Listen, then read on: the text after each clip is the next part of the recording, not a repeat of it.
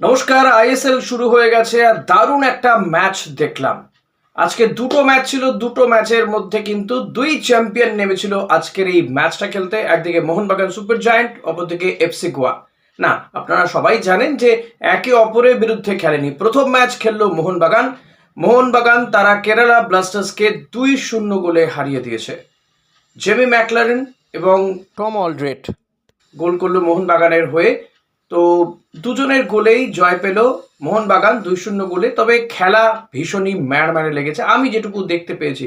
কারণ first half দেখতে পারিনি, কোথায় দেখবো বুঝতেই পারছিলাম না। মানে টিভিতে কোথাও খুঁজে পাওয়া যাচ্ছিল না। সোনি স্পোর্টসে দেখাবে তো বলেছে, বাট সার্চ করে কোথাও পেলাম না। তো অগত্যা ফ্যান কোডেই আমাকে সাবস্ক্রাইব করতে হলো। 299 রুপিস দিয়ে সাবস্ক্রাইব করলাম। ল্যাপটপে বসে বসে খেলাটা দেখলাম। ফার্স্ট হাফের পর থেকে, ফার্স্ট হাফের কিছুটা সময় দেখেছি, তারপরে ফার্স্ট হাফের পর থেকে দেখলাম ম্যাচটা। মন ভরাতে পারলো না। চ্যাম্পিয়নদের ম্যাচ দেখলাম কিন্তু মন ভরলো না। হয়তো ফার্স্ট হাফে অনেক কিছু ছিল, বাট আমি দেখতে পেলাম না। জেমি ম্যাকলারেন এবং দিমিত্রিওস পেত্রাতসকে দিয়ে শুরু করেছিলেন মোহনবাগান কোচ সের্জিও লোবেরার থিঙ্কিং কিছুটা আলাদা। পেত্রাতসকে এর আগে মলিনা খুব একটা ইউজ করতেন না, সেটা নিয়ে একটা ক্ষোভ ছিল পেত্রাতসের মনে। বাট লোবেরা দেখলাম ইউজ করলো তাকে এবং ম্যাচ জিতে গিয়েছে, তো কিছু বলার নেই। কেরালা ব্লাস্টার্স আপনারা জানেন সদ্যই তারা টিমে কয়েকজন বিদেশিকে ইনক্লুড করেছে, বাট তাদের সেই নোয়া বা লুনার মতন বিদেশিরা যে নেই সেটা টের পাওয়া গেল। এটাই বলার ফার্স্ট ম্যাচটা নিয়ে, আর কিছু বলার নেই। আমি মোটামুটি জানতামই, বা আপনারাও অনেকেই জানতেন, অনেকে বলেও ছিলেন যে মোহনবাগান জিতবে। তো প্রত্যাশা মতোই মোহনবাগান জিতেছে। সেকেন্ড ম্যাচটায় কিন্তু নাটকের সমস্ত কিছু রসদ মজুদ ছিল।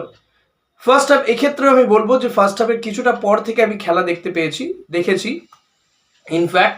কারণ অন্য একটা চ্যানেলের ভিডিও রেডি করছিলাম, এডিট করতে করতে ভুলে গেছিলাম টাইমিংটা। তো সেখানে দেখলাম একটা গোল হয়ে গেছে। তারপরে ম্যাচটা দেখলাম, গোলটা পরে দেখলাম, গোলটা যেটা দিয়েছে সেটা কিন্তু খুব ভালো। পাসওয়ান বোধহয় গোলটা করেছে, ছেলেটি বেশ ভালো লফটেড শট মেরে, মানে গোলকিপারের মাথার উপর দিয়ে পাঠিয়ে দিয়েছে বলটা। ঋত্বিক তিওয়ারি তিনি কি করলেন বুঝতে পারলাম না, যে বলটা সে মিস করলো এবং আমার মনে হয় টাইমিংয়ের গন্ডগোল হয়ে গেছিল। ইন্টারকাশি তারা প্রথমবার আইএসএল খেলছে, প্রথমবারে কিন্তু চমক, বেশ ভালো মানের বিদেশিদের নিয়ে নেমেছেন অ্যান্টনিও লোপেজ হাবাস। আর হাবাস মানেই কিন্তু ফারাকটা তিনিই করে দেন অনেকটাই। তিনি যেমন টিম চয়ন করেছেন, বিদেশি গোলকিপারকে নিয়েছেন। বহুদিন পরে আইএসএল এ বিদেশি গোলকিপারকে দেখা গিয়েছে। এর আগে বোধহয় যখন এটিকে কলকাতা খেলতো সেই সময় আমি দেখেছিলাম যে কলকাতা টিমে বিদেশি গোলকিপার ছিল। আরও একটা দুটো টিমে হয়তো থেকে থাকবে, মানে এক্স্যাক্ট মনে নেই এই মুহূর্তে দাঁড়িয়ে।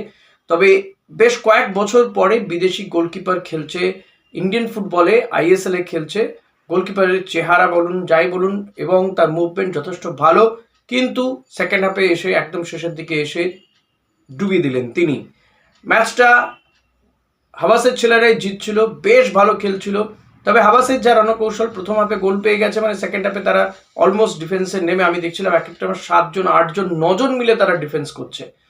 তো সেই জায়গাতে দাঁড়িয়ে ডিফেন্স করতে করতেই যা হয়, এফসি গোয়া প্লেয়ার পরিবর্তন করেছে। এফসি গোয়া টিমটারও শক্তি অনেকটা ক্ষয়ে গিয়েছে।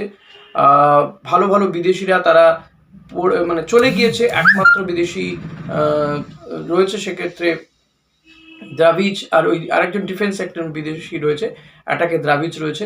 দ্রাভিজই গোলটা করেছে। তো কিভাবে গোলটা হয়েছে সেটা বলবো। দু একটা অ্যাটাক সে করেছিল, যথেষ্ট ভালো লড়াই করার চেষ্টা করেছে ইন্টারকাশি প্রথমবার খেলতে এসেই।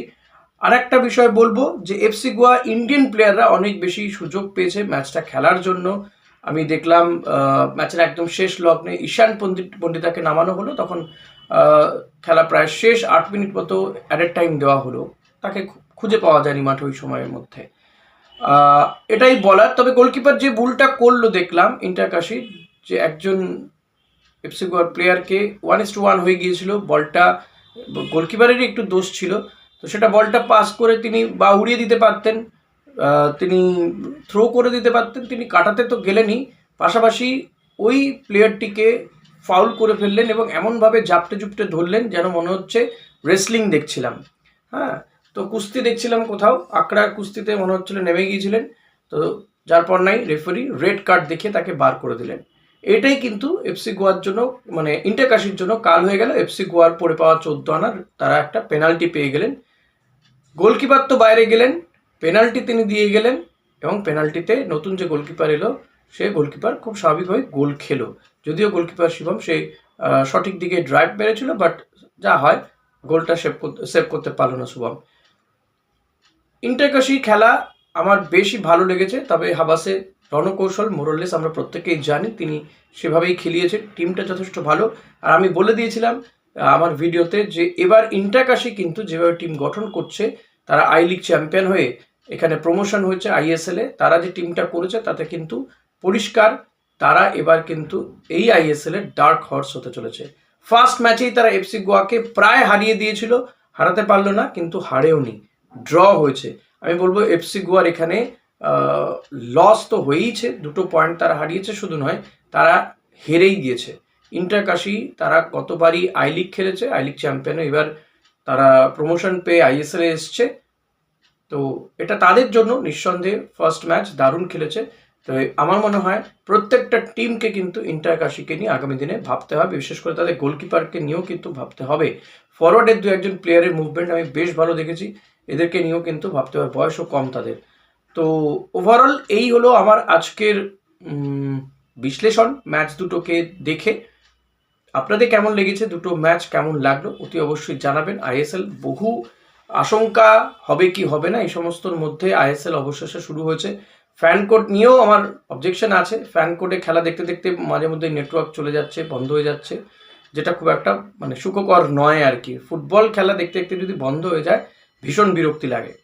অবজেকশন আছে, আপনাদের কার কি মানে প্রতিক্রিয়া এক্ষেত্রে, কার কি অভিজ্ঞতা সেটা অতি অবশ্যই আমাকে জানাবেন, জানাতে ভুলবেন না। আর একটা বিষয় আপনাদেরকে বলবো যে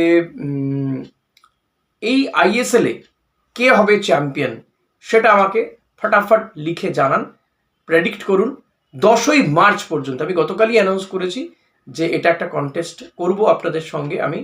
10ই মার্চ পর্যন্ত এই সময় থাকলো, 10ই মার্চের মধ্যে আমার যে ভিডিওগুলো আপনারা দেখবেন, বিশেষ করে গতকালের পর থেকে যে ভিডিওগুলো দেখবেন, মানে 13ই ফেব্রুয়ারি অনওয়ার্ডস, 13ই ফেব্রুয়ারি থেকে 10ই মার্চ পর্যন্ত এই সময়ের মধ্যে আপনাকে কিন্তু জানিয়ে দিতে হবে who will be the champion of this year ISL.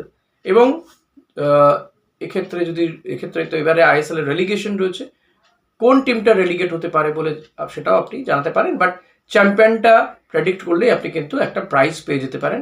তবে আপনি প্রেডিক্ট তো করবেন ঠিক আছে, অনেকেই করেছেন, প্রেডিকশনের সঙ্গে সঙ্গে নাম্বারটা দিচ্ছেন না। দাদা নাম্বারটা না দিলে কি করে আপনার সঙ্গে যোগাযোগ করব? আফটার কমপ্লিটিং দ্য টুর্নামেন্টটা শেষ হয়ে যাওয়ার পরে, after finish the tournament, how could I connect with you, তাই না? সো আই থিঙ্ক যে আপনি যখন প্রেডিকশন করছেন, যে মাই প্রেডিকশন বলে টিমের নামটা দিন, যে উমুকে হবে আইএসএল চ্যাম্পিয়ন, আর তারপরে ইয়োর নাম্বার, ঠিক আছে? মনে থাকবে who will be the ISL champion, এটা আপনাকে একটু লিখে দিতে হবে। এটা একটা কন্টেস্ট, যার প্রেডিকশন মিলে যাবে, যিনি মিলাতে পারবেন আইএসএল চ্যাম্পিয়ন, যিনি বা যারা, একজন জিজ্ঞেস করেছিলেন যদি অনেকজন মিলিয়ে দেন, তারা প্রত্যেকেই পাবেন একটা আকর্ষণীয় পুরস্কার। শর্ত একটাই এক্ষেত্রে, আপনাকে কিন্তু সাবস্ক্রাইব হতে হবে, আপনাকে কিন্তু সাবস্ক্রাইবার হতে হবে, একজন সাবস্ক্রাইবার হতে হবে, তাহলে আমি আপনাকে এই প্রাইজটা পাঠিয়ে দেবো, ঠিক আছে? Promise is promise. ভিডিওটা ভালো লাগলে লাইক কমেন্ট শেয়ার করতে ভুলবেন না, চ্যানেলে নতুন হলে সাবস্ক্রাইব করে দেবেন। Thank you. ও হ্যাঁ, যেতে যেতে বলে দিই, ইস্ট বেঙ্গলের বিদেশির প্রায় তো নিশ্চিত হয়ে গেছে আর একজন স্ট্রাইকার, এবং সেই স্ট্রাইকার অ্যান্টন, সে আসবে খুব দ্রুতই, সে হয়তো চলে আসবে, আর কয়েকদিনের মধ্যেই হয়তো অফিসিয়ালি অ্যানাউন্সমেন্টটাও চলে আসছে। কাল পরশু একটু ওয়েট করে যান, দেখুন অফিসিয়াল অ্যানাউন্সমেন্টটাও চলে আসবে। শেষ পাতে মিষ্টি দিলাম। Thank you. Goodbye.